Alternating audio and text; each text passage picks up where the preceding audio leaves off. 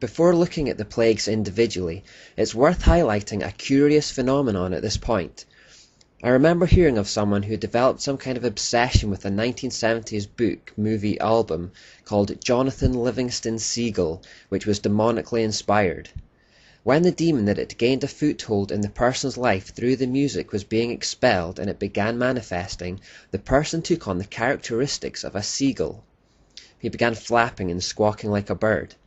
From this example and others, it appears that when human beings create an idol or god associated with something, a real demon is assigned to the position to become the object of their affections. So in a sense, the god becomes real, but only in that it is a demonic entity. This makes a certain amount of sense. When Lucifer was trying to get the angels to follow him in his rebellion, remember the motivation he gave them was that he could give them a higher position in his kingdom than they had in God's. Lucifer told them that he would give them a position whereby they would be worshipped as gods themselves, and would have positions of power and prominence. These fallen angels who accepted his offer will therefore want to be worshipped like gods, and it probably explains from a spiritual perspective why polytheism became rife. Behind each of the thousands, if not millions of gods or goddesses are demons who want to be worshipped, and so take on roles whereby men will venerate them. But remembering the pyramid structure, there are more powerful ones and less powerful ones in Satan's organized kingdom. Keep that in mind now as we look at the 10 plagues God sent upon the Egyptians to force them into letting his chosen people go, because what we'll find is that with each plague, he was in fact taking the opportunity to show his authority over their demonic gods. For example, the first plague that God visited upon the Egyptians was to turn the water of the Nile, and indeed all the water in Egypt, to blood. This was not some random whim, a magic trick to wow and amaze Pharaoh. It was a calculated sniper shot aimed directly at the Egyptian god of the Nile, Hapi. God was showing Egypt that their gods were powerless against him. But much more than this, the show of superiority was primarily for the benefit of the Jews.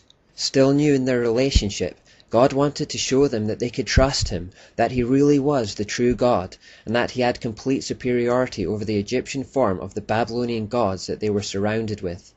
There were also several other gods that would also have been shown up by this miracle. Although Hapi was considered to be the spirit of the Nile, they believed a god called Khnum was its guardian. Some also believed that the Nile was the bloodstream of the god Osiris, and therefore it was fitting that God actually turned it into blood. All these were completely feeble in the presence of Almighty God.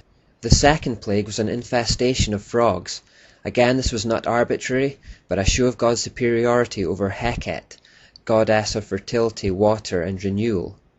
The third plague was lice from the dust of the earth, and this was God's show of superiority over the Egyptian god Geb, god of the earth.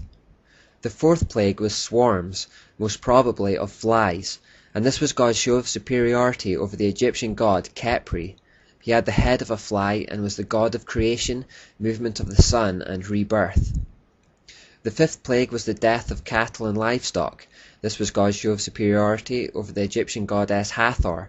Hathor was originally worshipped in the form of a cow, and she was later represented as a woman with the head of a cow and then finally with just a human head. She was the symbolic mother of Pharaoh. The sixth plague was boils and sores, and this was God's show of superiority over Isis.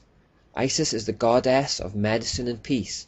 It would also have been an affront to Imhotep, Serapis, and Thoth, the gods of knowledge, healing, intelligence, and medical learning. Notice how Isis is depicted with a tower on her head, like the crown Semiramis wore. This is because Isis was the direct Egyptian equivalent. The seventh plague was hail, and this was God's show of superiority over the Egyptian goddess of the sky, Nut. It was also an affront to Shu, the wind god, and Horus, the hawk-headed sky god. Isis and Seth supposedly protected the crops, but the burned fields were a testimony to their impotence in the face of Almighty God. The eighth plague was locusts sent from the sky.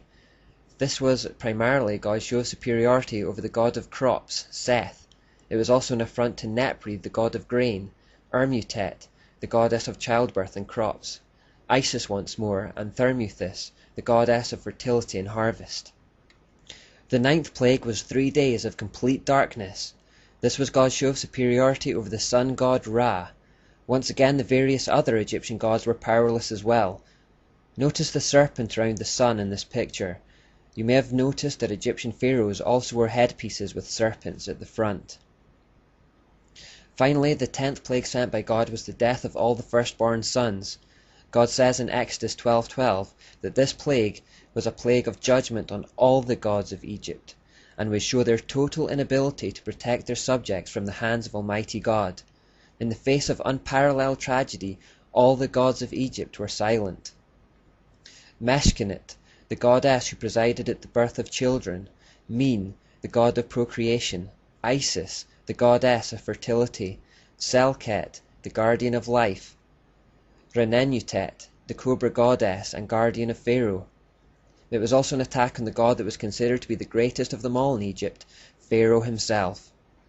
It should also be remembered that this plague was the exact thing Pharaoh had tried to do to the Jewish people. He had commanded that all Jewish males be killed the moment they are born, and so God turned that back upon the Egyptians. The curse Pharaoh pronounced on the Jews bounced back upon himself. This is a common thing with God.